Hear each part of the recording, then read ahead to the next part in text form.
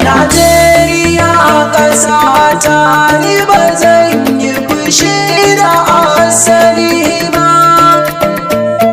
Allah Ubangiji na ka tsare mini martabar ƙasa ta Najeriya.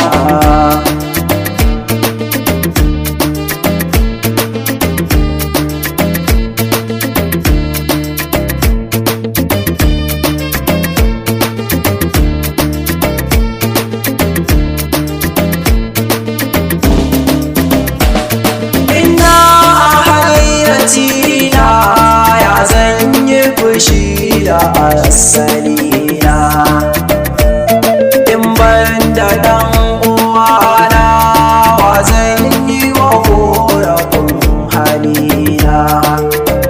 Shi yasa na shirya waƙar da in nusar da 'yan uwana, ku fito mu haɗa kanmu dinke barakar ƙasa ta Najeriya.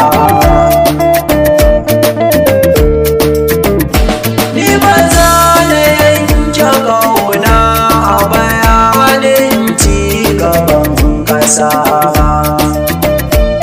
Tsoron dafin macizai ba zai sanya na bar gida ba.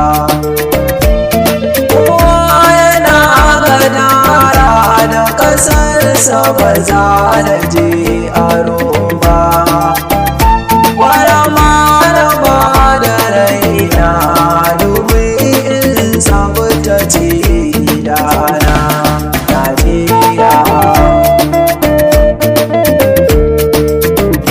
Matsala ta shugabanci a yau ita ce ta damu kowa.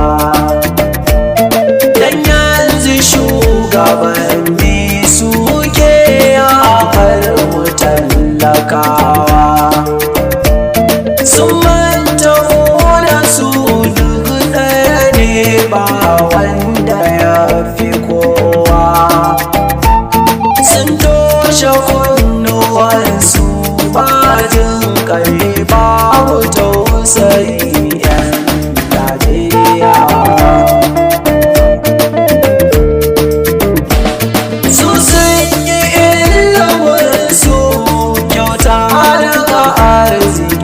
Ƙasata duk mun ji an bayani yanayin da ƙasa ta ba su gata. Yau sai su kurbi shayi su ƙara kuɗi a makaranta, kuma kuɗinmu za su ɗiba su kai 'ya'yansu wasu ƙasashen sai ta biya.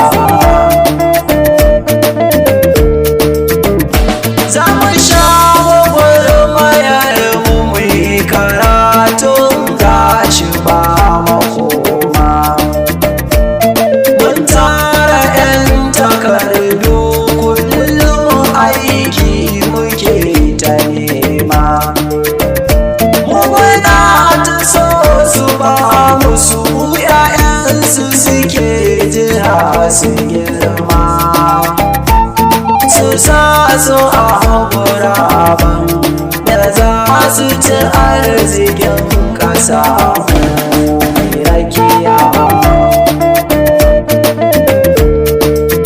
Gashi muna da arzikinmu da zai hana 'yan ƙasar mu kunci, da ma'adanai a yankinmu arewa a barbatun kudanci.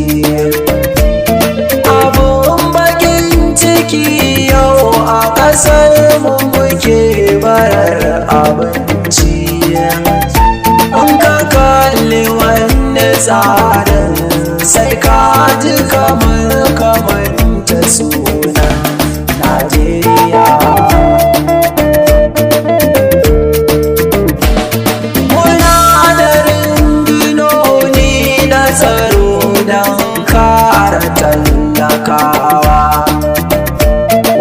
ko da aljanu za su buga don kwarjini da fama.